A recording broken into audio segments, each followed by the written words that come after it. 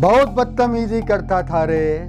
National television पे आकर दल्ले तू पहले बिकता है, बात करता है फिर। गडर की तरह उबलता था। दल्ला है तू, दल्ला है तू, दल्ला है तू, सियासी दल्ला।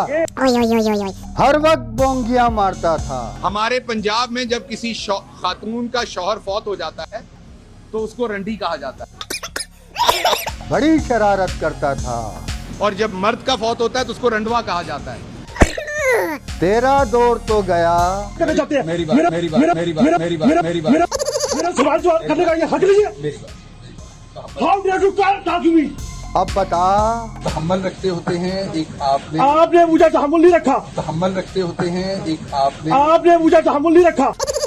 तेरा क्या होगा कालिया। ये रवैया भी मुनासिब नहीं हमला करना किसी बंदे, ये रवैया भी मुनासिब नहीं हमला करना किसी बंदे, हमला करना किसी बंदे, हमला करना किसी बंदे।